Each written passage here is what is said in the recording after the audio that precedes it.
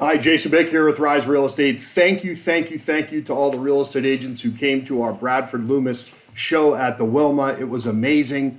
Man, that was a fun time. And, anytime you get food like that, music like that, and then Mary's Mountain Cookies like that, I mean, I don't know what else to say. All right.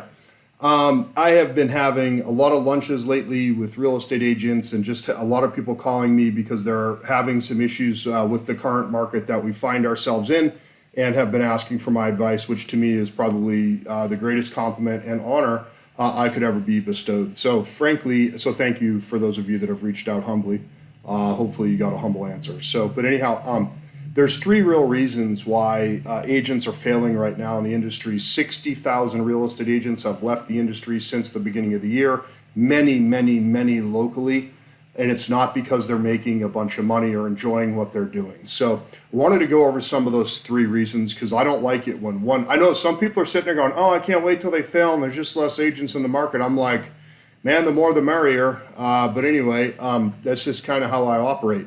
But the fact is the number one reason I see, and in some of the lunches I've had, and this is with all due respect, I say, what is your business plan? Like, what is your, and over again, it's just that they're just sitting around waiting for the business to happen to them. In other words, if nobody calls them and says, please come list my home or please come show me properties, they don't do anything. Or they send out one postcard here or there and they expect this massive stuff to come. So anyways, they don't treat it like a business. Too many agents do not understand the expenses in real estate. They don't understand return on investment. And they're not doing, and then I always ask, well, how are you tracking things or what are your goals and all this? And they're just like staring at me like a deer in the headlight. Like there's just like, if there's no plan, there's no success. It can't happen. Also, I have this written down and I look at it every day and I don't know if you can see that. But the purpose of every expense is to generate revenue. So if there's an expense that you have that's not generating revenue, get rid of it. Okay, most people are experiencing a decline in their business in one way, shape, or form, whether it's per agent production or personal production or whatever else. Okay, so number one, a lot of these agents that are leaving the industry are not treating their real estate thing like a business. And many of them maybe don't have to. They have a spouse that's working, or it doesn't matter how much money they make, or they're just doing it as a hobby or whatever else, and that's fine. It's a free country. Number two, most of the agents I've spoken with have a passive approach to lead generation, okay? Too many agents see the allure of TikTok. By the way, I don't have a TikTok login. I heard it's Chinese spyware. But anyway, that all being said, they have Instagram and TikTok and they think that just socialing their way to success is how it's done. And it's, couldn't be any further from the truth. Now, there is a place for that. And thinking they can just post like these cute videos online and wait for business to fall from the sky, unfortunately, that is not how things work in the real world. Are there one or two rare exceptions out there? Well, for sure. But here's what I would challenge even those one or two exceptions. What if you did that and this? What would happen? Would your business be 75% greater? I think so. But the fact is social media can be a part of your lead generation strategy, but make sure there is more to your marketing and you have what we call balanced approach to marketing. Too many agents enter the industry not knowing what it takes to succeed because they're sure as heck not training that. The Realtor Association's job is to get as many signups as possible. It's not to make sure that you're closing 30, 40, 50 transactions a year. National Association of Realtors has never called, with all due respect, I'm not saying these organizations aren't important at all. But none of them have ever called me and said, hey, Jason, let's sit down with you today on a coaching call and figure out how your business is going, not once. And they don't say that they're going to do that at the very beginning, and I never thought they would, but they don't. So either a team leader needs to do that, your broker needs to do that, or a coach would need to do that. Someone's got to do that with you, or you do it with yourself. But again, it's the delusion of the ideal of what real estate actually is versus what they thought when they got in. That ideal is completely wrong, and it's getting blown apart. And before it's too late, you should talk to somebody. And like I said, I've been mentoring people through this, and I'm not. And many of you that met with me are going to watch this video. I am not at all uh, being mean here.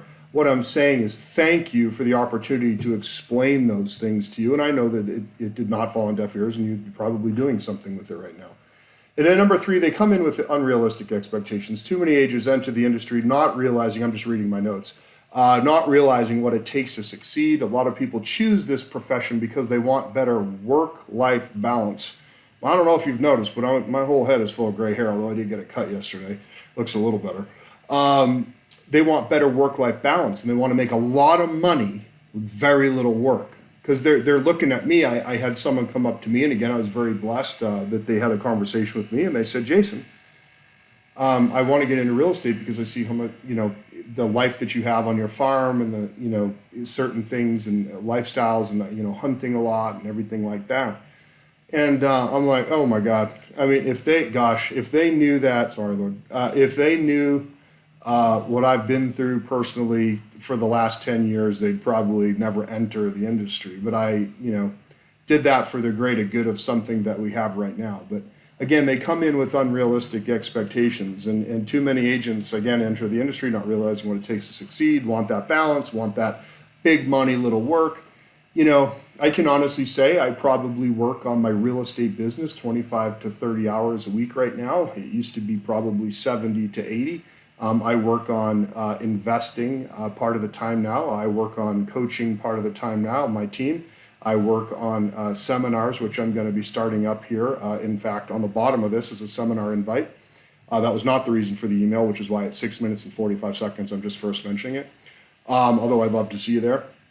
But the fact of the matter is that, a great piece of advice is to give this job your all for 18 to 24 months. Too many people quit after 1 or 2 months because they think that they just can't see the light at the end of the tunnel. You got to build a very solid foundation, and most of that foundation is just solid work ethic and a plan. And as with any new business, getting it off the ground takes time. Millionaires aren't born overnight. We recommend committing yourself to at least 2 years of focused time, energy, and effort. 2 years. How many ever got in this business and said, oh, I just can't wait for it to take 2 years? I see Jason's success, or I see this person. There's a billion successful, there's, hundreds of successful real estate agents in and around Montana, super successful. And they, believe me, they didn't get there in one or 2 months, that's for sure. If you're struggling or wanting to grow your business and take it to the next level, again, these were not recruiting appointments I went on. These were people just asking me for advice, and so I'm happy to do that. Now, I can't spend all week with you, of course, because I have a team and my responsibility is to them. But I'm happy to do that. I love to eat, clearly. So let me know. But you can, I right now, I'm living a life right now I never thought I would ever live. Asset-wise, income-wise, where I live on my farm-wise.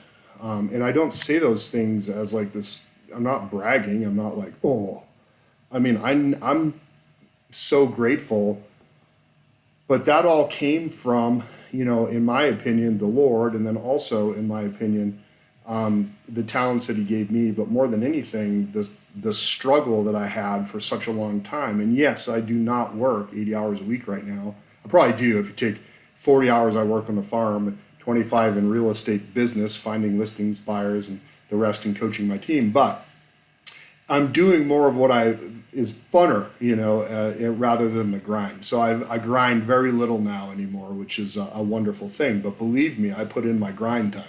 So anyway, I wanted to go over those 3 things: unrealistic expectations, a passive approach to lead generation, and people are not treating it like a business at all. And that's not because they won't do any of those 3 things. Mostly it's because no one's shown them. So it's our job as industry professionals to share more, be selfish less, and help other people succeed. And it actually pisses me off when you don't do that. So there you have it. I hope you have a wonderful day. Share more, be a better human. And I guess that's your lecture for me today. Okay, now, down below, a little bit about the seminar I have coming up on July 25th in Great Falls. Bye.